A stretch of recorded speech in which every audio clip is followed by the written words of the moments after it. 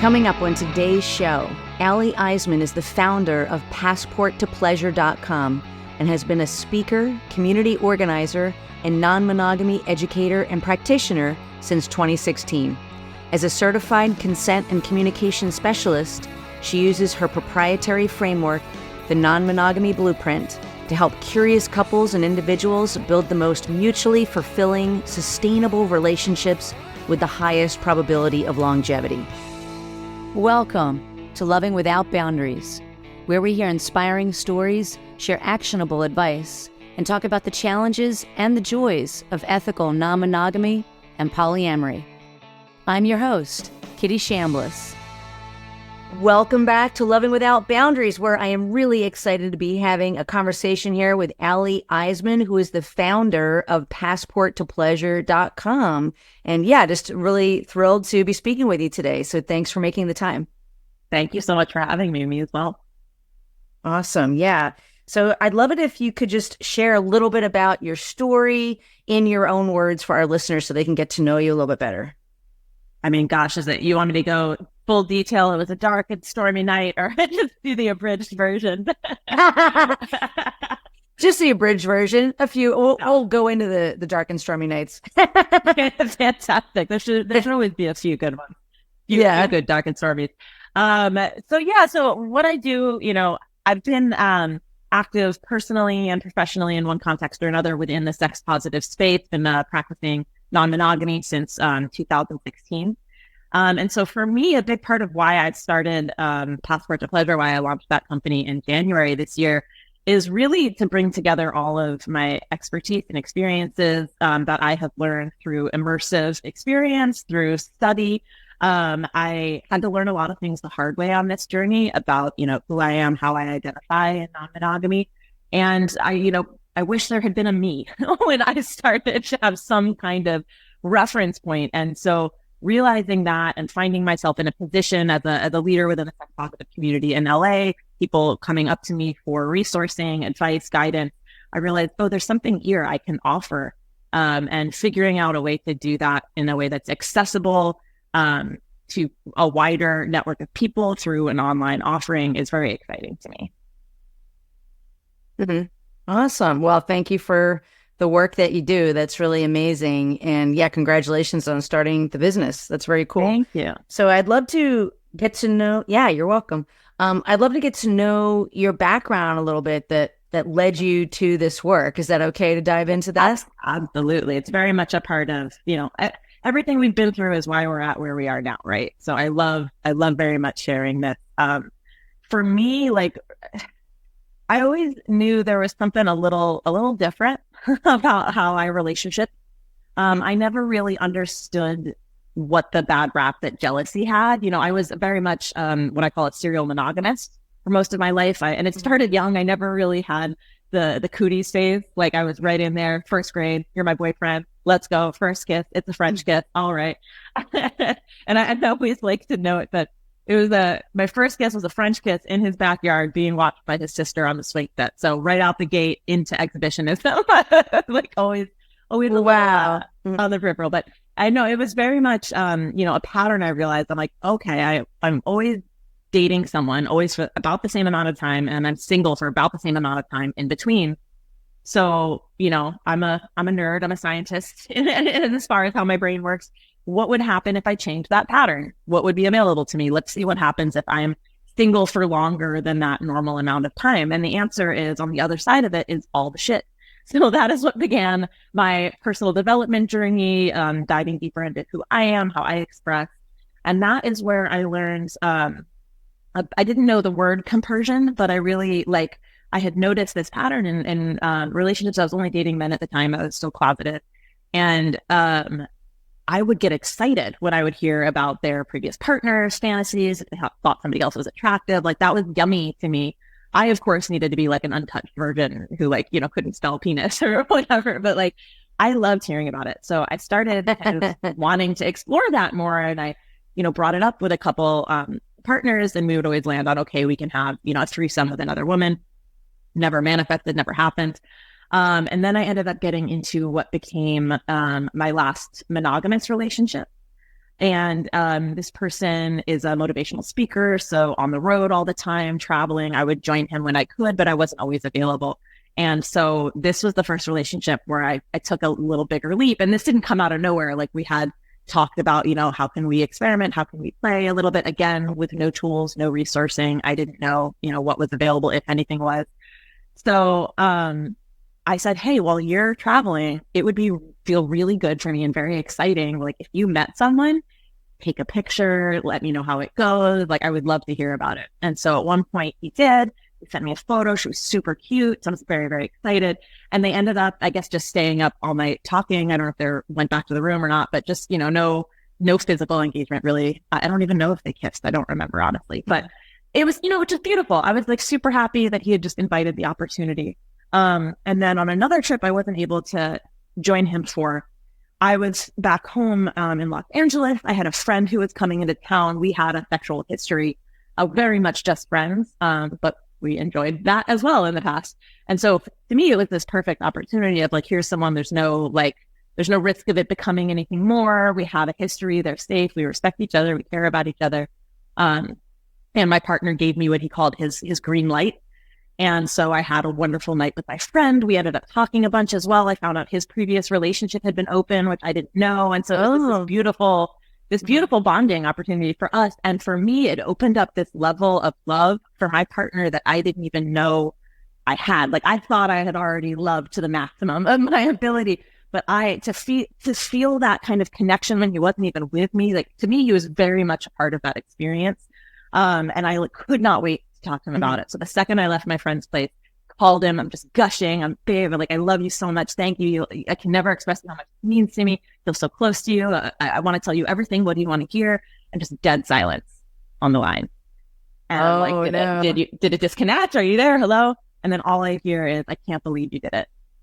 And it was such an unfortunate thing. And of course, long story long, the relationship did come to a very unfortunately dramatic end. And I really would have loved to be able to lean in with him into that discomfort, because it's not even, if it was as simple as like he thought he would be able to handle it and like couldn't, great, let's lean in, let's look at this, let's talk about what came up, let's figure out what new boundaries are, like I want to do this with you.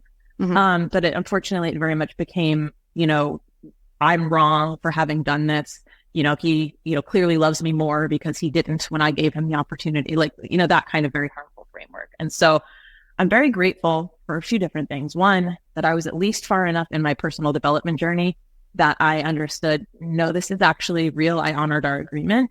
I'm actually not wrong here. If it's uncomfortable and problematic, okay, but I'm not wrong here. And that's a difference. The other is that we were very lucky to have, to get counsel from a couple that was a friend of ours, the friend actually of how we had met. And we had been together at this point for 2 years. They were very, very much monogamous. But they were able to reflect, hey, this is real for Ally. She needs to be able to have the space to explore this. You can do that with her or not, but it's not about making her wrong and all this stuff. And to have that reflected for me from anyone, let alone from people who very much don't relate in the way that I do, as far as like romantic relationship, was, I mean, just priceless. And that's, an unfortunately rare instance. I think I've been very blessed in that way. But that began the journey for me of like, okay, this is real. I need to take responsibility for this. I need to do this on my own, at least right now, because I don't want, any more emotional casualties on my conscience. I didn't want to hurt him like that. That was not my goal. It was really, really painful to go through that breakup in a lot of ways. And it was also one of the most important things that ever happened in my life. I wish it could have not been so painful for both of us. It was what it was, and it began my full the journey I've been on now for shy of a decade. So that was going to be one of my questions, was how long ago was that? So that was about a decade ago. That was like 2015, 2016, something like that. Yeah, okay. And then I started really exploring.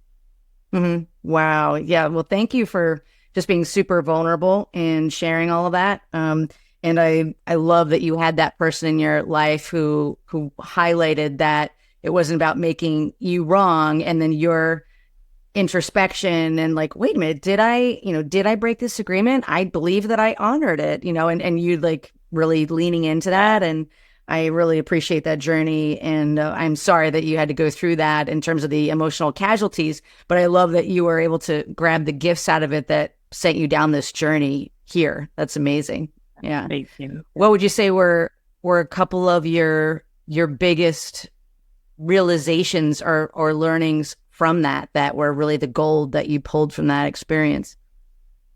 Well, I think, like I said, the realization that like, actually this is real. Just because you haven't experienced it before, haven't had an opportunity to explore it, doesn't mean it's not, that you can be in integrity and be doing something that's outside of, the social norm, status quo. That, that I wasn't wrong for wanting to explore this part of myself, and that there was more to my capacity for love, and there was more to my sexuality than I thought there was. Mm-hmm. Yeah, that's beautiful. Yeah. And the power of agreements, honestly, that was a really big one. Because like, relationships are agreements. They're not expectations unspoken. They are effectively communicated agreements. Mm-hmm. And do you feel, just out of curiosity, like, do you think that agreement was clear, or was it like somewhat unclear, or there was some maybe assumptions that happened on maybe your partner's side? I mean, there were clearly unspoken elements, whether they were realized and unspoken, or they were unrealized and unspoken. That I can't speak to. I don't know his experience. I also, I'm reflecting back from who I am now and the tool set that I had, and I absolutely did not have any of the language, framework, understanding that I have now back then. Right. So it would be safer to say, yeah, I'm sure it was not as effectively communicated and agreed upon as it could have been. And, we work with what we have. Exactly. So, yeah. I always say we don't know what we don't know, so for that moment in time, that slice of time, you both were doing the best that you could. Yeah. And that's why I think it's such an important thing, even going back to your question too, of like value, right, that you take from it. Mm-hmm. Regardless of relationship framework, regardless of where you're at on your journey of personal growth or any of it, the ability to understand discomfort as a value, like to be able to lean in, to be able to be with discomfort in yourself, whether it's jealousy, not being sure about something, a challenge in a relationship, being able to lean into that as a discovery point is transformational. It is, to me, the marker of success. Potential for success in relationship, versus the opposite to me would be a marker for something that, has an endpoint. And it's a skill you can develop 100%, something you can develop. I did not wake up like this. You know what I mean? Like there was a development process. Yeah, that's really powerful. And I love how you said that too, that it's transformational, and it is a skill that you can condition, just like a muscle. You can make it stronger over time. I'm curious, in your journey, because I think it's interesting to ask this question too. When did you discover the word polyamory, if you didn't know it earlier on? Gosh, I have to refer to my notes. I'm trying to think. When like I said, I'm a non-monogamy nerd. So when I understood there was a path to go down, I was trying to find as much information. For me, it started with, okay, I'm single now. I know there's communities out there. I don't know how to access them. For me, it was like, play parties as the window in. Like, I don't know how to get involved, but like, here we go. Okay. So I got on some dating apps. I think it was like my second or third date. And for me, I had only been sexually active with my monogamous partners up to that point in my life. So I'd never had a one night stand or like any of these things. So I was like, all right, I'm going to start checking things off. Like, here we go. So I had one afternoon stand with this person, and we're getting cleaned up, and they said, there's this community I feel like you might be interested in. And then we never saw each other again. That was their whole purpose in my life. So I went to my first play party, and that began another stage of my journey. But again, it's just for me, I'm very community led and very like I said, I like to nerd out. So what books can I read, et cetera, et cetera. And I got a lot of referrals from people I met. And then, one book leads to the other, or one person leads to a new community, and they're all intrinsically connected. So yeah, I did a ton of reading. There's more now than there was then available, but there were still, important books that had been written, thank God. Yeah. So I just started like geeking out. That's neat. Oh, sorry. I was going to say that's neat. I was just also looking at the timing. I started my blog, Loving Without Boundaries, at the end of 2012. And then I ended up writing the book Jealousy Survival Guide. I want to say it was the fall of 2017. So it's just interesting because it overlaps the same time period that you were in. So I was also in this place of discovery, and I didn't learn the word polyamory until I read the book The Ethical Slut. That's when there was only a few books out there, and I was like, "What's this word? I've never heard this before." I'd heard of open relationships, but I didn't really know what that meant. And so it's interesting just to hear what other people's journeys are. Oh, yeah. Like when I got recommended that book, I was like, "How dare you? I am not ethical." Fantastic primer. I always recommend it to people. There's a few that I feel like are like the key ones to read right when you get started, just to give you, an overarching understanding of the space, terminology, things like that. And there's just what's wonderful right now is there's more and more people sharing their stories, their expertise. Like I had actually gone back to school to pursue my master's in clinical psychology, and I chose not to complete the program because there was literally no material on alternative relationship dynamics. And I was like, this is what I want to study. This is what I want to do. Why am I going to give you, $100,000 and 2 to 4 years of my life when I'm going to have to do all this, self-study and immersion anyway? So I just nerded out on my own and saved some money. Yeah, I did a similar journey in the sense that I considered that path too. And I realized something very similar. And plus, I just didn't want to spend all that time when I could also learn how to be a coach and start to do my own study and help people sooner, So very, very similar journey. What would you say since you had that experience, that was a rough start, right? What would you say are some of the challenges that maybe you faced in some of your own relationships or living your non-monogamous lifestyle, and how did you maybe overcome them besides nerding out and reading a lot? I think for me it was discovering, kind of think how to say this concisely, like, we're at the forefront-ish in a lot of ways. It's an extended forefront, but it is still the forefront of this movement and bringing people to a level of awareness. Mm-hmm. There's this idea when something new is, being contrasted against what's been accepted, that it has to be perfect, right? So if you're bringing non-monogamy into the mainstream, then you're telling me, our love's got to be better, and you've got like everyone's acting perfectly, and there's no mistakes, and there's no jealousy, and da-da-da. And I would be lying if I said there wasn't some expectation of that without my realizing of like, oh, I have found this space now. Everyone's got their shit together. Like, we're just going to talk it all out. There's no bad actors. Like, this is great. Mm-hmm. And there's a lot more higher concentration for sure. I have found there's a lot more communication. I feel a lot safer in these spaces than I do out in the mainstream world, like, just going to a bar or something. But I did have to discover the unfortunate reality is that, lack of integrity exists everywhere. There is the potential for that in any space. And so, mm-hmm. being a part of various communities, discovering, there isn't the level of integrity that meets my standards, and as far as like how communications are handled and how community organization is done, et cetera, et cetera. Mm-hmm.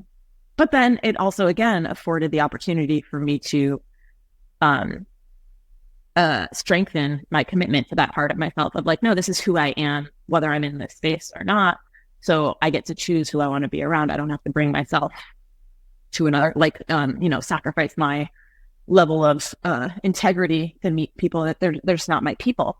Mm-hmm. And as uncomfortable as that is when you're trying to start this new thing and you really want community, being able to be like, actually, no, thank you, was very valuable. Mm-hmm. But it involved loneliness sometimes and like not having the right support and stuff like that. So. Mm-hmm.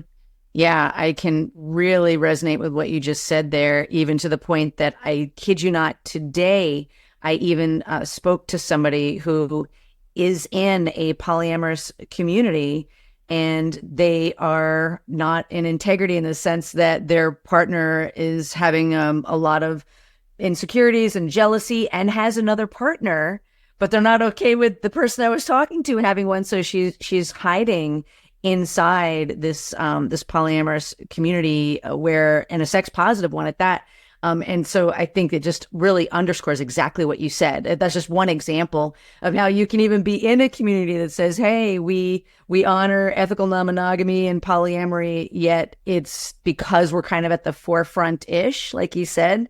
People still, even people that are in that community may not have the tools or the skills and still can be hired. Yeah. Mm-hmm. Well, we're in a hashtag culture, and don't get me wrong, I love a good hashtag, you know, they can be useful, but like this idea, it's akin to labels, right? Like in the way that, you know, standard monogamous mainstream culture is like, you're my boyfriend, you're my wife, you're my whatever. That label says X, Y, Z, you know, we're never going to talk about it. This is just an assumption. The label isn't what gives you the security and the tools. And the I'm poly doesn't mean you immediately know how to communicate and like all these things. That's just a context orientation. Like having an understanding of these words and these labels is useful, but they're conversation starters. They're not identities.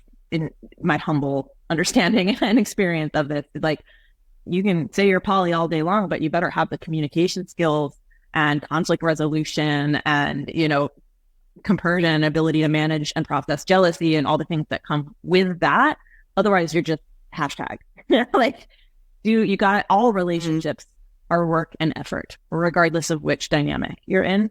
Slapping a label of any kind on it doesn't automatically make it anything. Well said. Well said. I think you described that very, very beautifully. Is there anything that has jealousy and insecurity? Is that something that you've ever struggled with? No. I've just been confident. And so no, obviously you did that. So how did you handle that in your or what journey did that take you on in terms of your personal development? Well, it was actually quite delightful. Like I said, I didn't really, I honestly don't have a recollection of having experienced jealousy per se in the romantic sense. I experienced what I now know as compersion. And it wasn't until actually my first non-monogamous primary partnership that I got to experience jealousy, because we had a lot of beautiful things in that relationship, but there were reoccurring insecure experiences. So what I mean when I say that is just like there were, you know, a relationship, like so what I was saying before, it's secure because of recurring experiences that you have, not because of what you call it. So if there is experiences that are insecure throughout the relationship, it would have less of a feeling of security. And so I did start to experience jealousy in that partnership where I had never had that before. And it was very like, what is this? You know, like, and I'll be honest, I did not, because I literally didn't know what was happening. I shut down the first time it showed up, and it showed up in a very active way. We were playing with another couple, and it was a very specific experience. And I literally did not know what was happening in my body. I was just like, oh, I'm done. I'm going to go. Like, I'm finished here. We closed out. And I just shut down. And, you know, this was a few years into my journey. So I had more tools, but still, you know, this is not me now. And I still make mistakes now. Part of learning. But, yeah, I shut down because I had no clue what was happening. It felt so, it was such a level of like, in my nervous system, I had just not felt that before.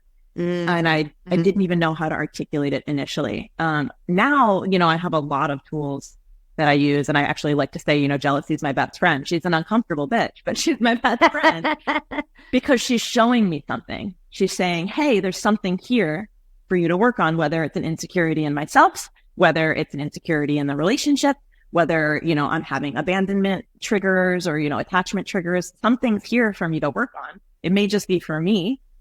And it may also be something to bring into the relationship. And having, you know, developed discernment through just time, really, and practices that I have now, I have expanded my capacity for discomfort, which I think is a part of it. I think boundaries have been helpful in that. Understanding boundaries as not so much as, you know, walls within which, but rather the edges of my comfort zone. So I know where I can push when I'm in a safe container so that I can grow. Because that has enabled me to expand my capacity for discomfort, being with whatever's happening in me. And also understanding that it's like a two-step process. If I'm experiencing some form of jealousy, to initially reflect on like, what kind is it? Is it just for me? And do that work. Is there more that I need to bring into the partnership, or is this just for me? Because it's not always something you have to bring into your partner. Sometimes it's really just your work. Yeah, very insightful. Thank you for sharing all that. And I love that idea that there's a tolerance for discomfort, a window of tolerance that we can be developing and growing just as like a skill, like everything else that we're talking about. Yeah. Yeah. Really awesome. Where would you say you are now on your journey? We can start like more with your personal journey and then kind of bring it around to the work that you do today. Well, I mean, I'm having a great time. I really, I have a wonderful community around me. Um, and that enables so much. I really value people in my inner circle who are able to reflect for me, like, hey, you're out of integrity, or hey, I'm seeing, this, and there's maybe a better way you could do that. Like having those calibration relationships, if you will, has been really beneficial. For me now, like since the end of my last primary partnership, the top of the pandemic, I was very intentionally solo for a couple of years. I had some work to do on my own, and just some healing and some just life stuff also came through. And I was just like, I don't have availability for anything deep and like to give too much right now. So yeah, it was a lot of great solo time and still, great connections with people, but I didn't have availability for primary partnership. And that's very much more where my head and heart are at now. I've never had a nesting partner. I do have a vision of some type of life partnership. I would love it to also be a nesting partner if possible. Definitely, it's an open dynamic. There is no reality in which I am able to imagine myself being fulfilled to the degree that I am now single in a monogamous dynamic. It's just not how I'm built. So, being able to lead with that has been really amazing, because earlier in my dating journey, it's like, okay, when do I bring this up? At this point in my life, I'm out in like every way you possibly can be, as a queer person, as a non-monogamous person, like in all the ways. So right out the gate, like if we're on a first date and they actually somehow don't know that about me, I don't know how that would even happen. It's getting brought up. So I like to be very clear and understand where people are at on their journey, what they're available for. Because I also, just because I'm looking for primary partnership doesn't mean if somebody is not a candidate for that that a relationship of some kind would have no value for either of us. There are different types of relationships that I'm available for. Like I have, 4 people right now that I like interested in seeing regularly, building something. And I would say 2 of them are, as I'm getting to know them more, potentially primary partner material down the line. But there's stuff that only time can tell you. And so I have a nice, runway where I get to know people before we can really see like where it's going to go, if it's going to go. Because also like the beautiful thing in this space is we don't adhere to the relationship escalator. It's not just like, okay, we've done this and now we do this, and da da da. It's just a constant negotiation and conversation and checking in. And are we still enjoying ourselves? Great. Are we growing? Or, like, is there anything more that each of us want? So I'm feeling very fulfilled. I'm excited at the potential partnership that I see for myself down the line. And my community is robust and delightful. That sounds beautiful. Yeah. And as you're speaking, you're just glowing for those that they can't see the video that I am, but yeah, you lit up when you started to talk about that. So that's amazing. And I'd love to just understand, so how did that journey eventually bring you to creating Passport to Pleasure and all of that framework that you created? Yeah. I mean, for me, it was like a mix of like a joy and a responsibility in a sense, where it's like realizing like, okay, we have more and more people being interested. I sit on the board of one of the biggest play parties in LA, and we're just seeing more and more and more people coming into the space, more and more people now talking about polyamory, non-monogamy, mainstream media is paying attention. I mean, this hasn't really happened to this level since, 97 with Ethical Slut. We didn't have social media like we do now. This is a very different playing field what's happening. So I'm like, how can I've always found myself as a bridge. Like new people were always coming up to me. I found myself working with couples, informally and just really loving it. And I love bringing people to their first party. I love talking about dynamics. I mean, like I said, I'm always reading, always learning, training myself as well. So I love talking about this stuff. And I go, okay, I have all these resources. I've learned all this stuff just through my own experience, as well as like literal study. Like there's a responsibility in a sense, if I'm a leader in this community, the way that I want to be, I need to make resources available. I need to be a part of to me, it's two-sided. It's not only making sure there's resources, education, support, community available for people coming in so that they can, do so safely and confidently, but it also protects the integrity of my community.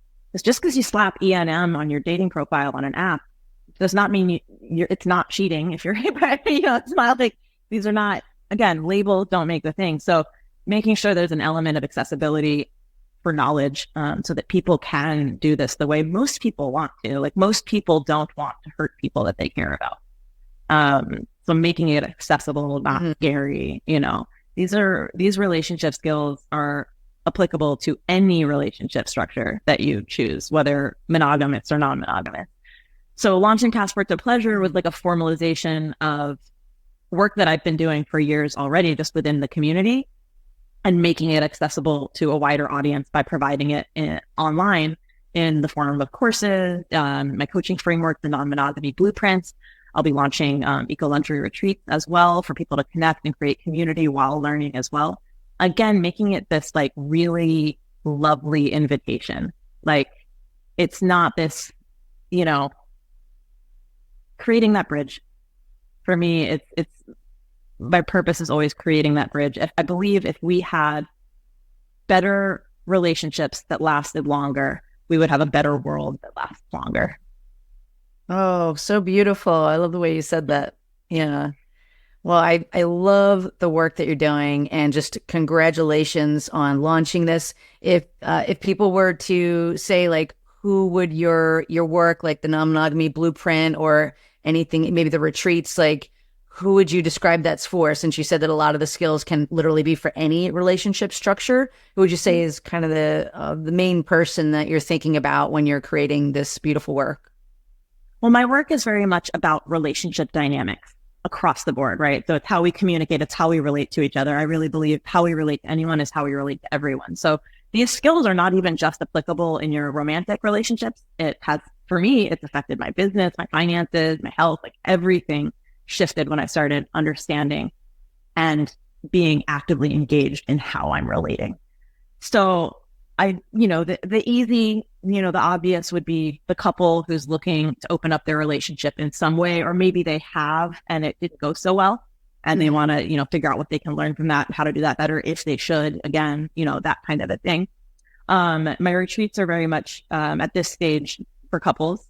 I will be expanding it down the line. My courses are, everything is really structured towards, partnerships right now. And again, that can be polycules, thruples, couples, etc. But it's still applicable if you are solo, because again, these skills can help you, hone the relationships that you have now, your future relationships, help you learn from your previous ones as well when you reflect. But it's definitely for people that are mostly like new to the space, curious, or looking to, repair. Awesome. Well, thank you for the work that you do. Is there any parting message that you might want to share, or any question that I didn't ask you that you'd love to leave with the listeners? Well, I think first, right out the gate, there is nothing wrong with you if you're curious about this. It does not mean if your partner is curious about this, it doesn't mean you are not enough. If you're curious about this, it doesn't mean you don't love your partner, or there's something missing, or there's something wrong. It's just a curiosity, and it's like any other, interest you could have. You can educate yourself about it to explore, and you can share it, or you can do it in a not very intentional way. So if you're interested in exploring this in an intentional way, to me, there are very key, steps to take in phases, and it doesn't have to be intimidating and scary and like a massive time suck. It's just intentionality with how you approach this. And to aid people in getting started, I have a few free offers on my site that are, to me, the first steps. So whether you're partnered or not, knowing why you want to take this journey is huge. It's not enough to just know you're curious about it. Really dialing in on why you're curious about it. What is it that you want? What are you looking for? Huge. So I have, it's a What the Fuck Do You Want workbook. It helps you dial in on your big why. And I'll share links with you directly to this. And then if you are partnered, I have a workbook called The Relationship Ratio. And it's just a really great, simple worksheet to help you and your partner understand, how reciprocity is working in your relationship, but in a new way. And the way I coach couples is with that understanding of, if you're in a couple, you're actually already in a threesome. There's you, There's your partner and there's your relationship. And each of those entities deserves just as much equal attention and effort as the other. So really opening up that idea and understanding of reciprocity from that context gets you ready with some basic skills to step into this space. So once you have your big why and your relationship ratio is like, yeah, you've got a solid foundation, or maybe it doesn't, and you need some support. That's what I'm here for as well. But then you can start educating yourself. You're clear on, why you're here, that you're ready to be here. Now learn. That's why I have courses like ENM 101, Exploring Healthy Non-Monogamy. It's really just the baseline, all the vocabulary, the relationship frameworks, understanding your hierarchy of needs on the emotional and romantic side and the sexual and physical side so that you can align with the right relationship framework for you and where your partner's at, because you could be close together, you could be far apart on where your needs are. So understanding where that overlap is so that you can start on this journey together in a safe way. And then the big takeaway from that course is you'll create the relationship agreement, which is this really important document that honestly, even if you're monogamous, you should have this. People confuse it with like, oh, well, we have a marriage contract. Your marriage contract is about ownership and property management. Like it's a totally different thing. The relationship agreement dials in on all the agreements you have within your relationship. What are your safer sex practices? How do you communicate about and with new partners? What are your co-parenting responsibilities? Like working on your sensual empowerment. What is the history of trauma and how do we heal it? Like all of the agreements that we have to create this container that is a safe place for you to explore and make mistakes, because they will happen. So the relationship agreement is what you'll walk away from with this course to get started. Ideally, you would still want some support as you're building that relationship structure. So that's why I created the Non-Monogamy Blueprint, the 4-phase process where you inventory where you're at and where you've been. You design the ideal relationship structure for you. You then actively build it. And there's a little trial and error involved in that. You got to integrate it into your life. And then you learn how to maintain this relationship. That's something I've seen really missing in a lot of work is like, we get people really ready and they've got the thing and they've got all these tools. Now great. And go off into the world. But how do you maintain that relationship? Because it's not a fixed point, right? You're growing and changing. Your relationship is growing and changing. The world is changing around you. So what is the maintenance plan for this relationship? Doesn't sound very sexy, but right. It is. Yeah, no, it makes sense. Like, because you can be like a kid in a candy store and get to this place over Nevada, but then if the house of cards comes crashing down, that can be super disappointing. So that's great that you incorporate that in there. Yeah, when you have a framework, honestly, we have this like misconception in our society that like frameworks or like boundaries restrict us. That's the freedom. When you understand what that structure is, anything is possible. I love that. And I couldn't agree more. Awesome. Well, I've loved the conversation. You're very articulate. I'd love to just make sure that everyone knows how to find you and your work. Where can they reach you? I am at passporttopleasure.com, and that's the number 2, passporttopleasure.com. And it's the same across all social media, Instagram, TikTok, Facebook. I haven't done the X thing yet. I'm thinking about it. YouTube. Passport to Pleasure, the website has links to everything. Instagram is where I'm most active. And yeah, I look forward to hearing from you. I love hearing stories. I love when people share their experiences with me. Like I said, I'm a non-monogamy nerd. I could talk about this all day. And I do. Yeah, that's awesome. Well, you do a great job at it. So so thank you again for your time that you took out today and all the work that you're doing for the community and you will do for the community as we move forward. So just really appreciate your time. And it's been lovely to get to know you better. Thank you so much. Likewise. Thanks for tuning in to today's show. If you like what you heard, are struggling with some aspect of your relationships, and you're interested in seeing if you're a fit to work with me as your relationship coach, here's what I invite you to do next. Head over to lovingwithoutboundaries.com/apply. That's lovingwithoutboundaries.com/apply and book a call to speak with me. I'll get on the phone with you for about 45 minutes and we'll get you crystal clear on 3 things. Number 1, exactly what's not working well in your relationships right now. Number 2, ideally where you'd like to be and what might be getting in the way. And number 3, the exact strategy to get you there, helping to close that gap. Remember, creating healthy, open relationships does not typically happen by itself. Many often need expert guidance to make it happen. We've helped clients all over the world to feel safe, happy, and secure in open relationships while not losing their mind or their cherished partners. To see if we can help you do the same, head over to lovingwithoutboundaries.com/apply. I'm Kitty Chambliss, and let's talk soon.